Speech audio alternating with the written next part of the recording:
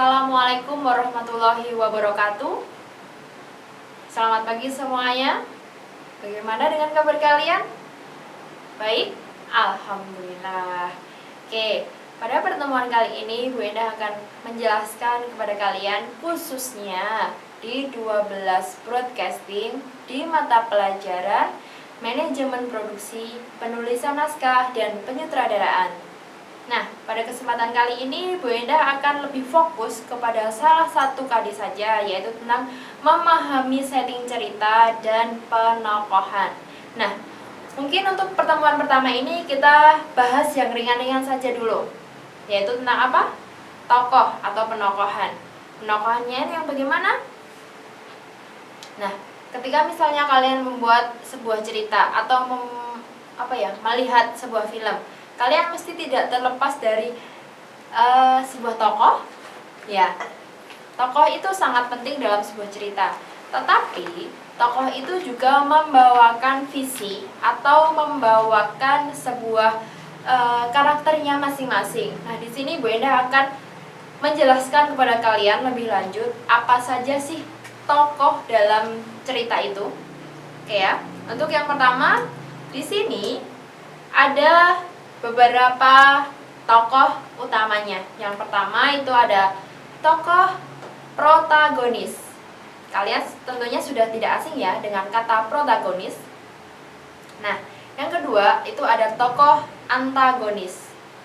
Protagonis, antagonis. Kalian tentunya sudah tidak asing dengan kedua kata ini. Nah, oke, ini akan lebih lanjut jelaskan apa yang dimaksud dengan protagonis. Ialah peran yang membawakan ide prinsipil, sedangkan antagonis adalah lawannya, berarti tidak membawakan ide prinsipil. Nah, dalam sebuah tokoh ini pasti membawakan sebuah konflik tersendiri. Nah, oke, kemudian Bu Endah langsung saja menuju ke 3 unsur prinsip drama. Yang pertama itu ada unsur kesatuan. Kesatuan apa? Kesatuan kejadian, kesatuan waktu, dan kesatuan tempat. Jadi, satu kesatuan ini harus ada dalam setiap action atau dramanya atau adegannya. Jadi tidak mungkin di antara 3 unsur ini tuh saling berbeda atau terlepas satu sama lainnya. Oke, yang kedua itu ada unsur penghematan. Penghematan bagaimana? Penghematan budget, penghematan daya ataupun yang lainnya? Bukan. Nah, yang dimaksud dengan penghematan di sini adalah penghematan waktu. Penghematan waktu yang bagaimana, Bu? Nah, maksudnya adalah dalam sebuah adegan untuk menuju konflik ini kalian sebisa mungkin suruh menghemat waktunya, kejadiannya. Karena apa? Ketika nanti kalian membuat sebuah cerita dengan action atau adegan yang bertele-tele, maka kalian akan dianggap membosankan. Apalagi jangan sampai nanti kalian ditinggalkan oleh penontonnya, seperti itu. Nah, unsur yang ketiga apa? Yang di sini adalah kekuatan psikis yang tidak kalah pentingnya dengan unsur yang sebelumnya. Nah, maksudnya apa? Unsur psikis di sini dijabarkan lagi ada beberapa masalah-masalah pokok terpenting dalam dramaturgi klasik. Nah, di sini ada apa yang pertama? Psikis. Unsur psikis yang pertama adalah protagonis tadi. Protagonis ini biasanya disangkutkan dengan tokoh utama. Bisa pria, bisa wanita. Nah, di sini biasanya adalah menuju ke satu titik ide prinsipil. Seperti itu. Nah, kemudian yang kedua ada lawan dari protagonis. Apa tadi? Antagonis. Jadi yang kedua unsur psikisnya adalah antagonis. Antagonis di sini adalah peran lawan dari protagonis, seperti itu. Nah, yang ketiga itu ada peran tritagonis. Apa itu tritagonis? Nah, tritagonis ini adalah tokoh penengah antara protagonis dan antagonis. Oke? Yang keempat, unsur psikisnya adalah deuteragonis atau peran pembantu. Hah? Peran pembantu? Terus ngapain, Bu?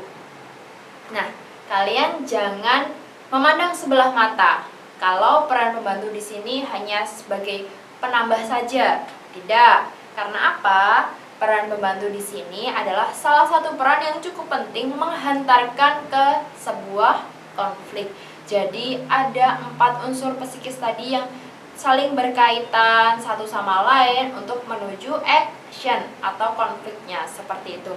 Nah, mungkin itu saja dulu, tetapi jangan khawatir. Kalau kalian misalnya tidak paham, nanti Bu Endah akan sertakan kepada kalian contoh-contoh peran atau tokoh yang Bu Endah maksudkan tadi. Ada protagonis, antagonis, tritagonis, deuteragonis, dan lain sebagainya.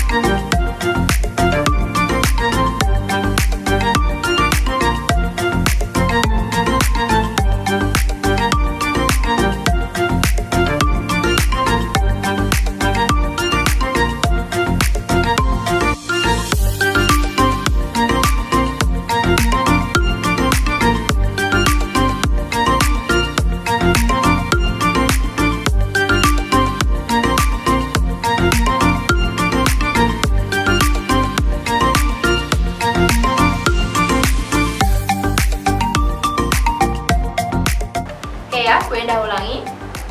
Kalau misalnya di antara kalian masih ada yang bingung, masih ada yang tidak tahu, boleh kalian langsung japri atau menghubungi Bu Endah. Kemudian kalian juga bisa langsung menuliskan di kolom komentar di bawah ini. Nanti insya Allah Bu Endah akan jawab. Oke? Untuk pertemuan kali ini Bu Endah akhiri, kurang lebihnya mohon maaf. Wassalamualaikum warahmatullahi wabarakatuh.